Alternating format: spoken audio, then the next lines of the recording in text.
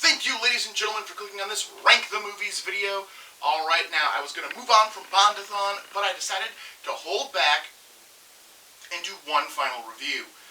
I decided to talk about the two non-Bond films, the ones that were made as a response to the James Bond franchise, that is Casino Royale and Never Say Never Again.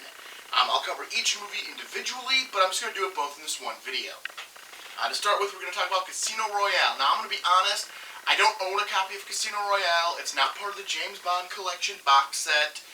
The Daniel Craig version is, not the original 68 version that I'm talking about. That was not part of this collection. That one, I had to watch it off of Tubi. So it was free, and thank God it was free. Because this movie is a cluster nightmare of a film. Basically, somebody bought the rights to the book Casino Royale well before they started making the Bond films. They couldn't get it into production beforehand, and after a couple of the Sean Connery Bond films came out, they decided, hey, we can make a film, because they still owned the rights to Casino Royale. So that's what they did. They made it into a movie, but they decided to make it a spoof instead of an actual Bond film.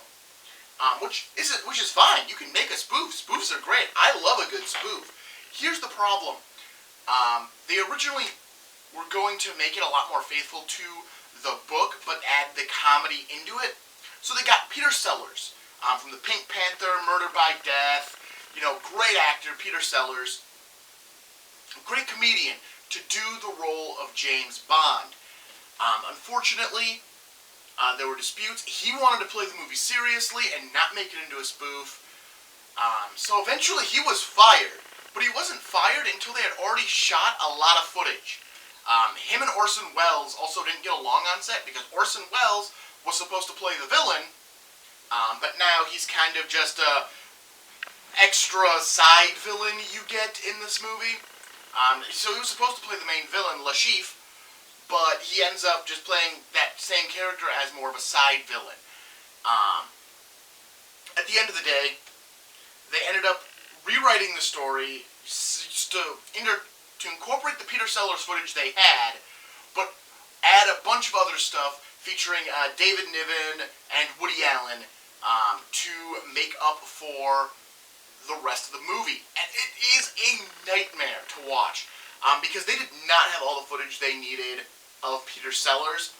So there's a lot of weird cuts. His character dies, and it's abrupt, and it doesn't quite make sense to the story.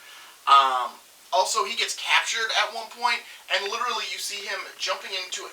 For a man who wanted to play the role of James Bond seriously, they used footage of him jumping into a Formula One racer and racing off for a car chase that then immediately cuts to him captured.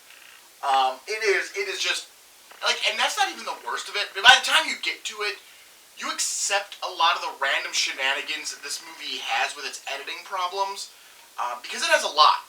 It has a lot of editing problems, as far as the flow of this movie is concerned. David Niven plays James Bond, the original, who has a huge problem with people, with other agents giving his name and number. Other agents are being called 007, James Bond. He has a huge problem with it, so he ends up taking over MI5, because it's MI5 in this movie, not MI6. He ends up taking over MI5 and immediately gives everyone the code name James Bond 007. So he went from having this huge hatred of it to everyone gets it. Like, it makes no sense as to why he does it. There's a character called Coop who is the best spy and is trained to resist all women so he can be a better spy, and that's it. You see him trained, and he never shows back up in this movie. He might be at the end, but he is never referred to by name, and, like, you got freaking an hour and a half of movie from the last time you saw him until this moment, so you're just kind of going, eh? Like, you don't even realize, you know, if it is the same actor, I think it is, like, you can't even tell by the time you get to that point.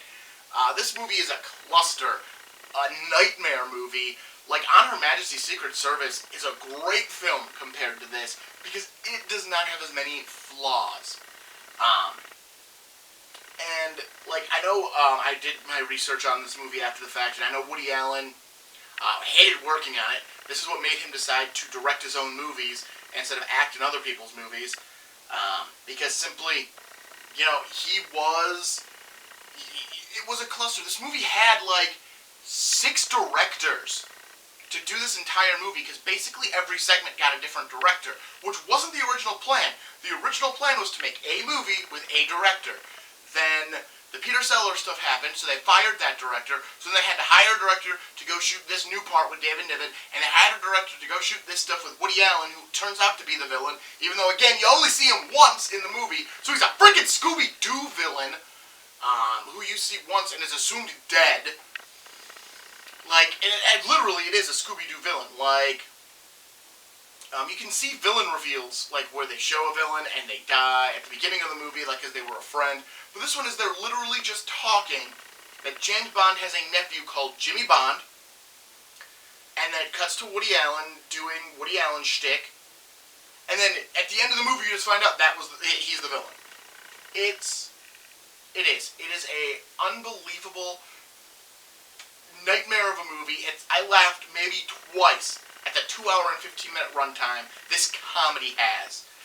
So it's long, it's pointless. Most of the scenes probably could have been cut down to 3 to 5 minute scenes instead of 10 to 15 minute scenes.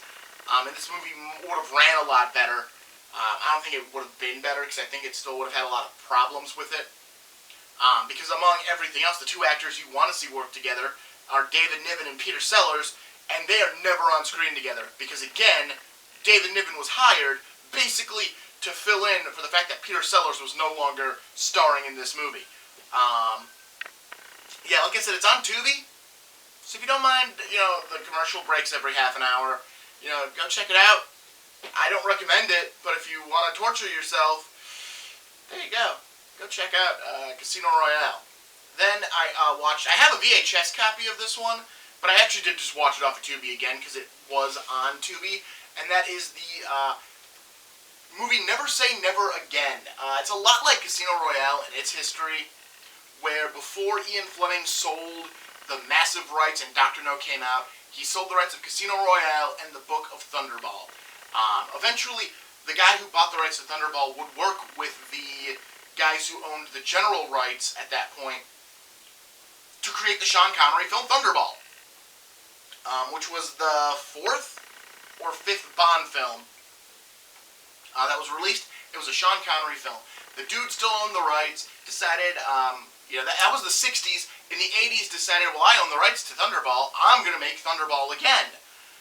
Because Bond is still a huge thing. Roger Moore is about to release his second to last film, so he's about to release Octopussy, so he goes, I'm going to remake Thunderball with Sean Connery. So it's literally the same guy playing Bond in both versions of this movie. It is Sean Connery in both versions. I didn't actually watch Thunderball in preparation for this, so how closely it follows the story is, you know, anyone's guess. Plus, they make so many changes between the books and the movies that, you know, who knows? But it is a basic, you know, Bond story. You have James Bond, who is now an older spy, and they really play into that. They really play, like, they never did it with the Roger Moore Bond, that when he got older, they never did the older spy movies. They kind of kept him pretty level at, oh, he's, you know, he's still just the same James Bond we all know, even though he's old as dirt, because he was older than Connery was when Connery did Never Say Never Again. So Octopussy came out the same year with an older Bond playing the same, like, young badass Bond that he had always been portrayed as Connery was actually playing an older Bond, who is called into action because the world requires it. Basically a Spectre, because I think they added in Spectre. I'm not sure how much Spectre plays into the book or into Thunderball, but Blofeld is in this, and I don't think he's in Thunderball. If he is, he's just one of those, like, back of the head, like, stroking the cat Blofelds.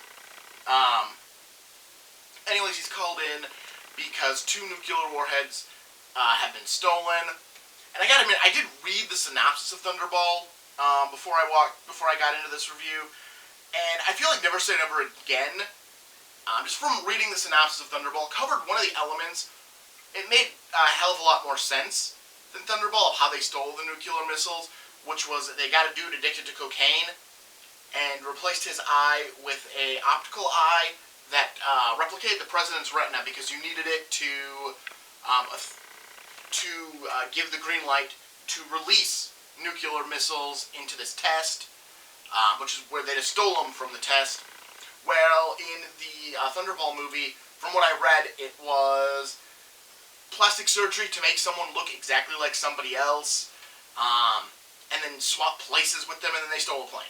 Like, I actually like this. I thought this was way more clever, and seemed way more villainy than, oh, we're just reconstructive surgery. Because the beginning of the movie takes place in a health spa, because Bond is sent to it to get over the fact that he eats red meat and drinks a lot of martinis, and to make him more of the standard spy versus the old school spy. So you get Bond in that environment, and then we move forward into the actual plot of the movie, which is him trying to stop the villain, who, I can't remember the villain's name now. It's not Blofeld, there's a different villain, from using the nukes to enact their plan, which I'm not 100% sure we are ever told what the plan actually is. Because they're going to blow something up underwater. I'm pretty sure it has to do with oil pipelines. But yeah, I don't think it was ever that clear. And this movie's 2 hour and 15 minute runtime. Overall, Never Say Never Again. It's not a bad movie. You get Kim Basinger as the main Bond girl. There's an actual sex scene. Like, you don't see anything, but it has like a couple of frames of actual, like, you know, instead of just Bond like lying on top of the girl, or like they're just finished, or they're just about to start, and then it cuts to them being done. Like, it cuts, like they're on a boat, and it cuts to a bunch of underwater shots, and then cuts back to the doorway, and like you'll see one of them like their back push into the doorway, or like, yeah, so it's weird to see in a Bond film. But overall, Never Say Never Again. It wasn't a bad movie. Sean Connery is great in it. It's very well done. I liked it. I've never been a huge fan of Octopussy. Octopussy's not bad, but I think I would have preferred this if I was only going to see one James Bond movie in 1986. I think I would have picked Sean Connery and Never Say Never Again. Watching him do the same movie he's already done, than watch Roger Moore do another one. But Connery ranked high in my Bond list, and Moore didn't rank as high, so, you know, you gotta take that for what it is. But Never Say Never Again, it's not bad. Again, it is streaming on Tubi as well. That is a free service. So definitely check this one. I'd say check out. If you like Bond movies and you've never checked out Never Say Never Again, definitely check that one out. And the title, they worked it into the movie, but it doesn't come from the book. It doesn't come from anything like that. Basically, because they got Sean Connery to do the role of James Bond, he had said he would never do it again. So, Never Say Never Again. It's a play on that. It's a play of saying James Bond is back. Or Sean Connery is back as James Bond. Alright, well, that will end my Bondathon. I think I've talked enough about the Spy Supreme. Next week, I am moving on to new and different territory. I'm not really doing a theme for the next couple of weeks. It's just going to be whatever I want to talk about again. So that takes a load off of me. So stop in next week. Don't forget to like, comment, and subscribe to make sure you don't miss any content. Next week, I'll be talking about a trilogy of films that are not connected in any way, shape, or form other than 5 words in their title. So come back next week and check that one out. I am Martin Prevost. This is Rank the Movies. Have a good one.